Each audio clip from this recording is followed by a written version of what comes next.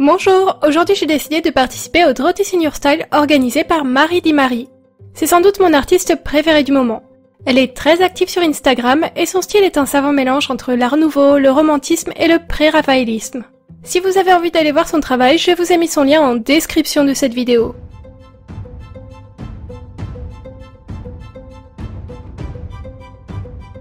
Un Draw This in Your Style est un challenge souvent organisé par les artistes sur les réseaux sociaux. Il s'agit de proposer à ses abonnés de redessiner un dessin dans leur style. Marie Di Marie a donc proposé ce magnifique portrait de sorcière, et je vais essayer de le refaire à ma manière aujourd'hui. C'est un exercice difficile car il faut que le dessin ressemble à l'original tout en restant dans notre propre style. Il ne faut surtout pas faire de la recopie conforme, ce n'est pas du tout le but de l'exercice. Souvent on me demande quel est mon médium préféré. Vous pensez généralement que je préfère l'aquarelle ou les feutres à alcool, mais en fait pas du tout, ce que je préfère c'est le numérique.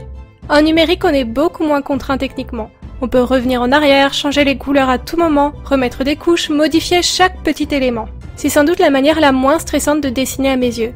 Mais malgré mon amour du numérique, j'ai pas mal hésité avant de choisir quelle méthode j'allais utiliser pour ma mise en couleur du jour. Initialement, j'avais pensé à l'aquarelle.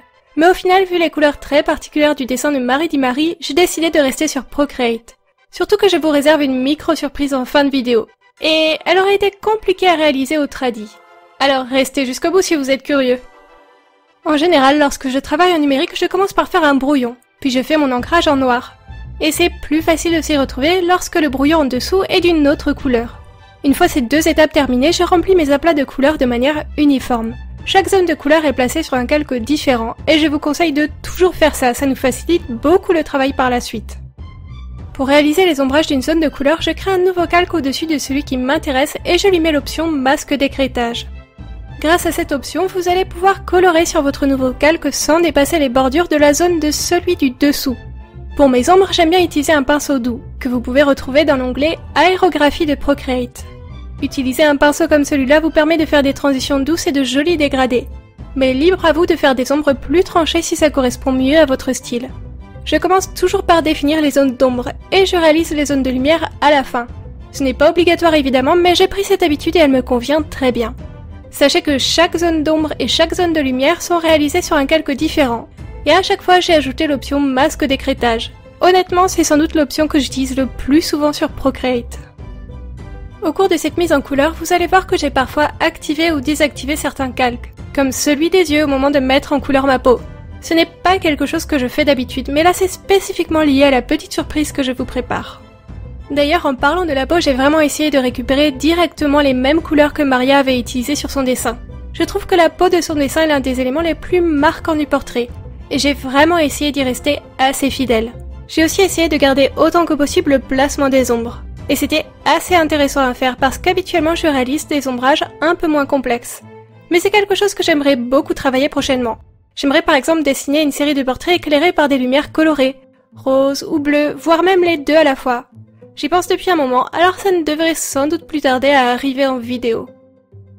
D'ailleurs, sachez que tous les mois je propose plusieurs projets de vidéos sur mon Patreon et je laisse les participants voter pour leur projet préféré. Si ce genre de petite contrepartie vous intéresse, en plus des prints, des stickers et des planches de coloriage, le lien de mon Patreon est en description de cette vidéo. Merci à tous ceux qui m'aident et m'aideront via Patreon, c'est un sacré coup de pouce pour ma chaîne YouTube et pour mon projet de livre de coloriage. Pour en revenir à ma mise en couleur, c'est vraiment grâce aux ombres et aux lumières qu'on donne du modelé et de la vie à notre personnage.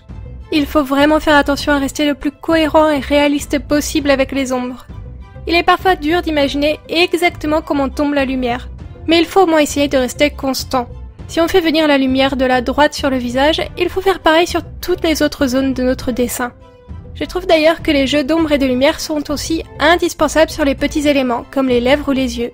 Dans ces zones-là, il ne faut pas hésiter à pas mal exagérer les zones de lumière, voire à y ajouter directement du blanc. C'est vraiment avec ce type de détail qu'on ajoute de la vie au regard.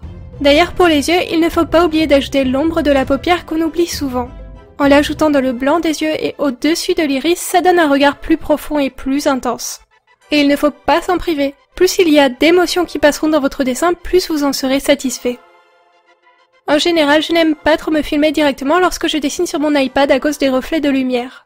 Mais aujourd'hui, je vous ai mis une petite séance quand même. C'est toujours intéressant de voir la main et le stylet, même si du coup l'image en elle-même est moins jolie. parce que filmer un écran c'est toujours équivalent à de la perte de qualité. Vous voyez sûrement que j'ai ajouté une sorte de film de protection sur mon écran d'iPad. C'est un filtre censé imiter le papier, ce n'est pas parfait mais ça lui donne une certaine texture et un certain toucher plus agréable que celui de l'écran.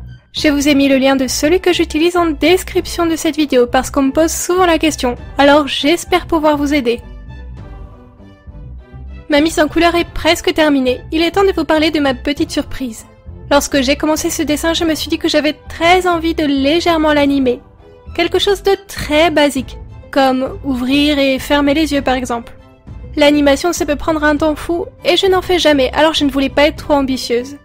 Mais si ça vous intéresse, je pourrais peut-être réaliser une vidéo là-dessus prochainement. Peut-être que je pourrais y réaliser quelque chose d'un peu plus ambitieux, qui sait. Dites-moi en commentaire si ça vous intéresserait.